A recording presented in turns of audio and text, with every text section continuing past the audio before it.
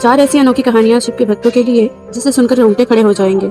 आज इस वीडियो में हम जानेंगे कि शिव ने अपने भक्तों की किस तरह से सहायता की और उन्हें दर्शन दिया। तो चलिए वीडियो स्टार्ट करते हैं। पहली कहानी है शिव और बैलगाड़ी। यह कुछ 300 साल पहले की बात है। कर्नाटक के सुंदर दक्षिण क्षेत्र में अपनी बूढ़ी माँ के साथ एक योगी रहते थे। उनकी माँ काशी जाना चाहती थी ताकि वह विश्वनाथ जाकर शिव की गोद में प्राण त्याग सके।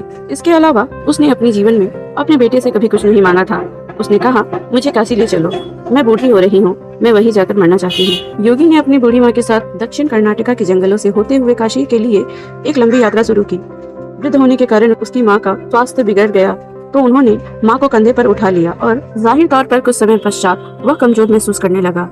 उसके पास शिव से याचना करने की बजाय और कोई चारा नहीं बचा। उन्होंने याचना की, हे शिव, मुझे मेरे इस प्रयास में विफल मत होने देना। वह यह एक चीज है जो मेरी माँ ने मुझसे मांगा है, कृपया मुझे इसे पूरा करने दे।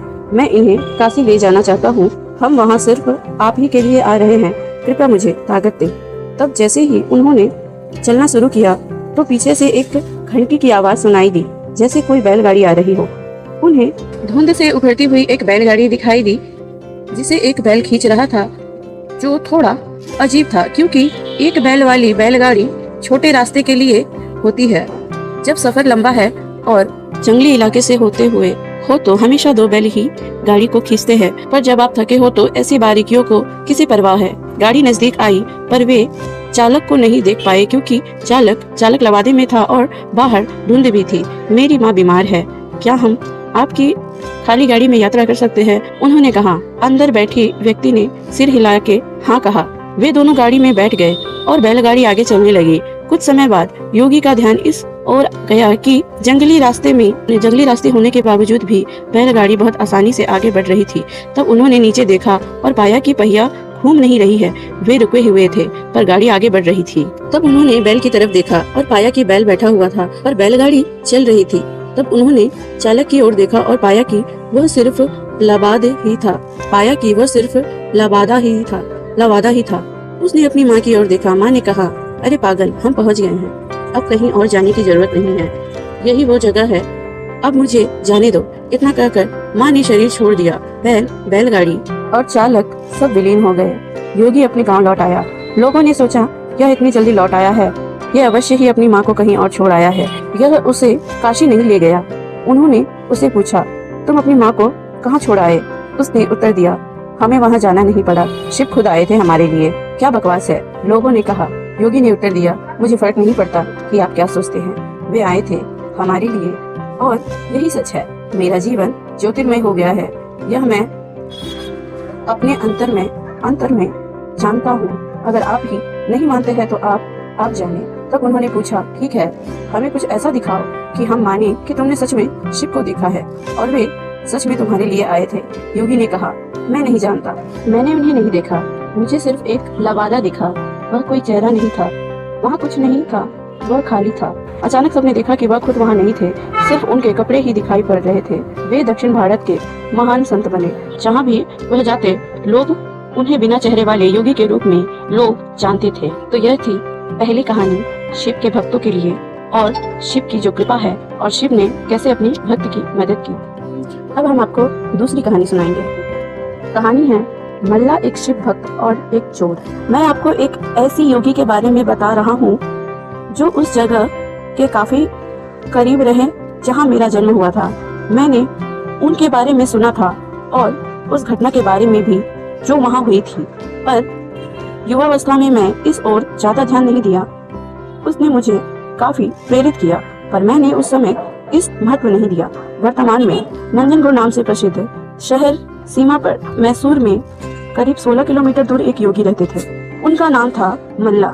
वे किसी परंपरा से संबंध नहीं रखते थे और ना ही उन्हें कोई पूजा पाठ की औपचारिक विधि ज्ञान थी, परंतु बचपन से ही वह जब भी वे अपनी आंखें बंद करते तो उन्हें शिव की तस्वीर दिखाई देती थी।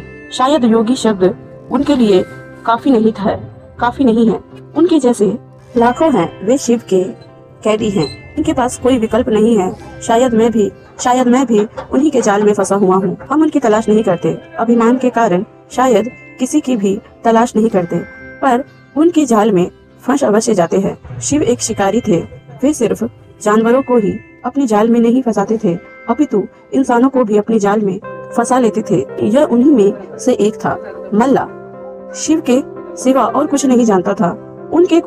उसने कोई विशेष कौशल भी अर्जित नहीं किया था और वह जंगली इंसान बन गया था। यह तो कभी उसे विचार ही नहीं आया कि किसी को भी रोक कर उसने अपनी जरूरत के लिए छीन लेना गलत भी हो सकता है। तो वो ऐसा ही करता था और एक डाकू के रूप में प्रसिद्ध हो गया। वह जंगल के उस रास्ते का नियमित डाकू बन गया जिसे लोग सामान्य तौर पर इस्तेमाल करते थे। वह रास्ता जहाँ वो राहदारी वसूलता था, उस जगह का नाम पड़ा पल्लड़ मुलाई, जिसका मतलब है चोर का कोना। शुरू में लोगों ने उन्हें धिक्कारा, पर साल के अंत में लोगों से इकट्ठा किए गए एक पैसा को वो महाशिवरात्रि मनाने में खर्च कर देता। वह एक बड़ा भोज आयोजित करता। कुछ सालों बाद लोगों ने उन्हें एक महान योगी के रूप में पहचाना और स्व इच्छा से योगदान करने लगे, और जो ऐसा ना करते उन्हें योगदान देने के लिए प्रोत्साहित करने का भी उसने कोई पछतावा नहीं था। कुछ सालों बाद दो योगी जो आपस में भाई थे इस रास्ते से गुजर रहे थे। उन्होंने इस आदमी को देखा जो डाकू तो था पर एक महान योगी भी था। उन्होंने कहा, तुम्हारा भक्ति भाव अद्भुत है, पर तुम्हारे तौर तरीके में से लोगों को कष्ट होता है। उसने कहा, मैं ये शिव के लिए करता हूँ, इसमें दिक्कत क्या है? अपने साथ अलग ले गए और कुछ पद्धतियों से गुजरता हुआ और स्थान का नाम मल्लाड़ मुलई से बदलकर मल्लाड़ मुलई रख दिया। आज भी यह स्थान मल्लाड़ मुलई के नाम से जाना जाता है और जो महाशिवरात्रि मनाते थे आज एक विशाल संस्था के रूप में विकसित हो गया है। डकैती छोड़ के इन योगियों के साथ बैठने के करीब 1.5 साल बाद उन्होंने महा समाधि प्राप्त कर ली। मल्ला को इस प्रकार मुक्त करने के बाद दो योगी ने भी उसी दिन अपना शरीर छोड़ दिया। कबिनी नदी के किनारे इन लोगों के लिए एक खूबसूरत तीर्थ स्थान निर्मित है जिसे आज भी मल्लाड़ मुलई के नाम से जाना जाता है। अब हम तीसरी कहानी जानेंगे जिसमें कैसे बने कुबेर शिव के महानतम भक्त। कुबेर यक्षों के राजा थे। यक्ष बीच के जीवन होते हैं, वे ना यहाँ के जीवन में होते हैं और ना ही वो पूरे तरह से जीवन के बाद वाली स्थिति में होते हैं। कहानी कुछ इस तरह की है कि रावण ने कुबेर को लंका से निकाल दिया और कुबेर को मुख्य भूमि की ओर पलायन करना पड़ा। अपने राज्य और प्रजा को खोने की निराशा में उसने शिव की पूजा करना शुरू की और एक शिव भक्त बन गया। शिव ने दया भाव दिखाते हुए उसे एक अन्य राज्य और संसार का सारा धन दे दिया। इस तरह कुबेर का संसार सबसे अमीर व्यक्ति बन गया। धन मतलब कुबेर। यह कुछ इस प्रकार देखा जाने लगा। कुबेर शिव जी का महान भक्त बन गया। परंतु जब भक्त को यह लगने लगा कि वो सबसे महान भक्त है तो समझ जाइए कि वे सब खोने वाला है। कुबेर को लगने लगा था कि वो शिव का इतना कुछ अर्पित करता है तो वो एक महान भक्त है, और बेशक शिव जी ने चढ़ावे में से विभूति के अलावा कभी कुछ नहीं छुआ, पर कुबेर खुद को महान समझने लगा क्योंकि वो शिव को इतना कुछ चढ़ावे के रूप में भेंट करता था। एक दिन कुबेर शिव के पास गए और कहा, मैं आपके लिए क्या कर सकता हूँ? मैं आपके लिए कुछ करना चाहता हूँ। शिव जी ने कहा, तुम मेरे लिए क्या कर सकते हो? कुछ भी नहीं, क्योंकि मुझे किसी चीज की आवश्यकता नहीं है, मैं ठीक हूँ। परंतु मेरा बेटा, उन्होंने गणपति जी की ओर इशारा करते हुए कहा, ये लड़का हमेशा भूखा रहता है, इसे अच्छे से खिला दो, यह तो अत्यंत सरल है। कहकर कुबेर गणपति जी को अपने घर अपने साथ भोजन के लिए ले गए। उसने गणपति जी को खाना खिलाना शुरू किया और वे खाते ही गए। कुबेर ने सैकड़ों रसोइयों की व्यवस्था की और प्रचुर मात्रा में खाना बनाना शुरू किया। उन्होंने यह सारा भोजन गणपति के सामने परोसा और वे खाते रहे। कुबेर चिंतित हो उठे और कहा, रुक जाओ, अगर तुम इतना खाओगे तो तुम्हारा पेट फट जाएगा। गणपति ने कहा, आप उसकी चिंता मत करें, देखिए मैंने एक सांप को एक कमर पेटी के रूप में बांध रखा है, तो आप मेरे पेट की चिंता ना करें, मुझे भूख लगी है, मुझे खाना खिलाइए। आप ही ने कहा था कि आप मेरे भूख मिटा सकते हैं। कुबेर ने अपना सारा धन खर्च कर दिया। कहते हैं कि कुबेर ने दूसरे लोगों से भी भोजन मंगवा के गणपति को खिलाया। गणपति ने सारा भोजन खाने के बाद भी कहा, मैं अभी भी भूखा हूँ, मेरा भोजन कहाँ है? तो कुबेर को अपने विचारों के छोटेपन का एहसास हुआ और उसने शिव के सामने झुकते हुए कहा, मैं समझ गया, मेरा धन आपके समान एक तिनके के समान भी नहीं है। जो आपने मुझे दिया उसी का कुछ अंश आपको वापसी देकर मैंने खुद को एक महान भक्त समझने की गलती की और इस क्षण के बाद जीवन ने एक अलग ही दिशा ले लिया। यह थी तीसरी कहानी जिसमें भगवान शिव ने कुबेर का घमंड तोड़ा था। इसीलिए कहते हैं कि आप खुद को महान ना समझे, ना घमंड करें और ना ही दूसरों के प्रति गलत भावना लाएं। तो चलिए चलते हैं अगली कहानी की ओर। यह है हमारी आखिरी कहानी। ये जो कहानी है वो है अर्धनारी रूप में शिव और भृगु महर्षि। जब हम योग की बात करते हैं तो हम किसी व्यायामान या किसी तकनीक की बात नहीं कर रहे हैं। हम इस सृष्टि के विज्ञान की बात करते हैं और कैसे सृष्टि के इस अंश को इसके परम संभावना तक ले जाया जा सकता है। हम उस विज्ञान और प्रौद्योगिकी की बात करते हैं जिससे जीवन के हर एक पहलू को उसकी अंतिम संभावना तक ले जाया जा सकता है। जब शिव योग का संचालन और सृष्टि की संरचना की व्याख्या सप्त ऋषियों से कर रहे थे तब एक सुंदर घटना घटी हुई थी। सप्त ऋषियों में से एक ऋषि जो बाद में भृगु महर्षि के नाम से जाने गए, शिव के एक उत्साही भक्त थे।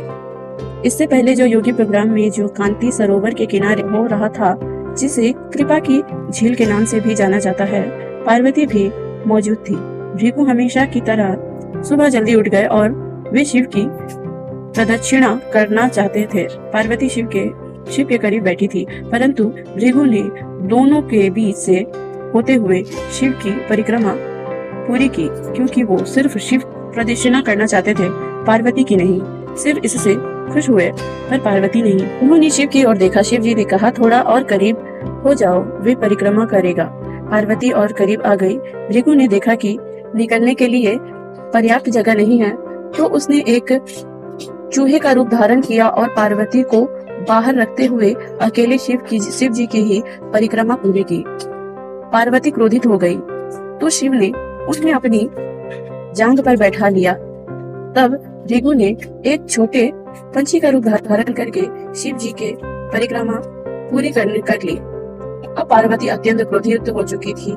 शिव जी ने पार्वती को खींचकर खुद में मिला लिया और उन्हें खुद का हिस्सा बना लिया, जिससे उनका आधा हिस्सा शिव बन गया और आधा हिस्सा पार्वती। वे अर्धनारीश्वर बन गए। भृगु ने यह देखा और खुद को एक मक्खी के रूप में बना लिया और उनकी दाहिनी टांग का चक्कर लगा दिया।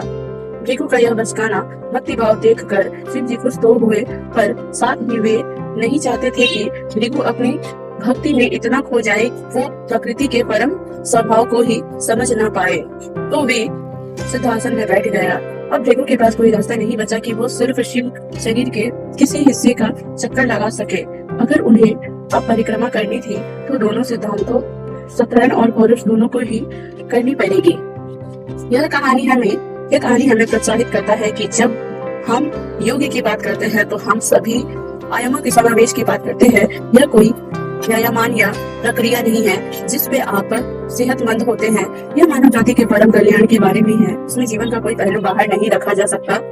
यह ऐसे आयाम को छूने के बारे में है जो सारे आयामों से पूरे है। यह एक ऐसा तंत्र के बारे में है जिसपे आप अपने पहले से मौजूद तंत्र जैसे शरीर, मन, भावनाएं और ऊर्जा परमात्मा तक जाने वाली सीढ़ी के रूप में इस्तेमाल कर सके। यह एक ऐसी पद्धति है जिससे आप अपनी परम प्रकृति के लिए स्वयं को पहले कदम के लिए तैयार कर सकते हैं। यह की महादेव के भक्तों के लिए चार कहानियां जिसे बहुत से सीख मिली है।